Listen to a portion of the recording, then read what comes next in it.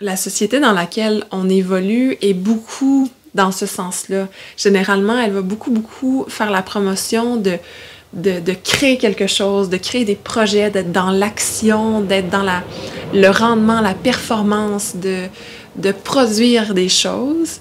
Et elle est un peu moins tournée, de plus en plus, mais quand même, c'est un petit peu plus limité, il me semble. Elle est moins tournée vers le travail intérieur, vers une qualité de présence, vers l'être que nous sommes. Elle est plus tournée vers le faire, généralement, et vers l'avoir, l'acquisition. Alors que pour moi, l'essentiel est de revenir à l'être, à qui nous sommes, de se poser des grandes questions, à savoir qui suis-je et quel est le sens réel de cette vie, et à quelque part d'oser prendre le temps de retrouver, de trouver des réponses à ces questions. Et à partir de là, à partir de ces réponses-là, de cette qualité de présence et d'être, de là laisser le faire émerger, si on veut, laisser la création, l'expression, les projets émerger de ça. Et pour moi, ça fait toute la différence. Et je sens vraiment que c'est l'appel réel, l'invitation réelle qui est présente actuellement au sein de l'humanité.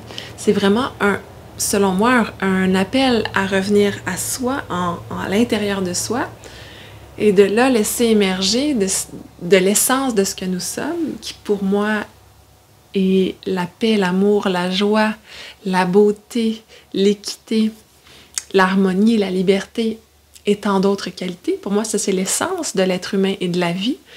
Et donc de revenir à cette reconnaissance qui est l'un, qui n'est pas dans la division ou dans la séparation, et de là de laisser émerger qui nous sommes. Et pour moi, d'ailleurs, la communauté Merci la vie, donc la plateforme qui a été créée par Isabelle Michel et à laquelle je participe activement, eh bien, pour moi, c'est vraiment le résultat, justement, de cette reconnaissance-là, de cette présence intérieure qui prend forme dans la matière et qui existe en tant que cette plateforme à laquelle vous participez en tant que membre, en tant qu'ami de Merci la vie.